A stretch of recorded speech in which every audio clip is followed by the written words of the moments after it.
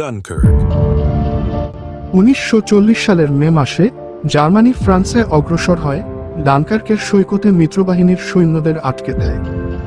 British এবং ফরাসি বাহিনীর বিমান এবং স্থল কভারের অধীনে সৈন্যদের ধীরে ধীরে এবং পদ্ধতিগতভাবে প্রতিটি পরিষেবাযোগ্য নৌ এবং বেসামরিক জাহাজের সাহায্যে সৈকত থেকে সরিয়ে নেওয়া হয়েছিল যা পাওয়া যায়।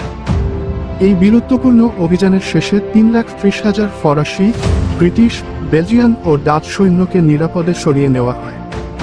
1940 সালের মে মাসের শেষের দিকে দ্বিতীয় বিশ্বযুদ্ধ 8 মাস ধরে চলেছিল যখন অ্যাডলফ হিটলারের নেতৃত্বে জার্মান সৈন্যরা বেলজিয়াম আক্রমণ করে এবং তারপর ফ্রান্সে প্রবেশ করে। ফলস্বরূপ অগণিত মিত্র বাহিনী আক্রমণের ভারে ভেঙে পড়ে এবং 4 লক্ষ সৈন্য ঠান্ডা উত্তর সাগরের একটি ফরাসি উপকূলীয় শহর ডানকার্কের বালুকাময় তীরে আটকা পড়েছিল।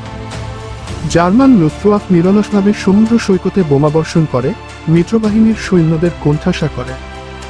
যাই হোক, ইংল্যান্ডের সাথে ডোভার প্রণালী জুড়ে মাত্র 33.3 কিলোমিটার দূরে অপারেশন ডায়নামো নামক একটি বিশাল উচ্ছেদ অপরিহার্য ছিল।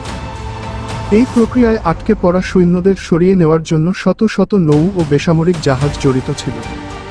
যখন 3টি রয়্যাল এয়ারফোর্স স্পিটফায়ার নাৎসি আক্রমণ প্রতিহত করার চেষ্টা করেছিল, তখন একজন বেসামরিক ক্যাপ্টেন তার ছেলে এবং তার বন্ধুর সাথে যতটা সম্ভব সৈন্যদের উদ্ধার করতে অক্লান্ত পরিশ্রম করেছিলেন। প্রতিকূলতা সত্ত্বেও উচ্ছেদ সফল হয়েছিল, যুদ্ধের প্রচেষ্টায় একটি গুরুত্বপূর্ণ বিন্দু।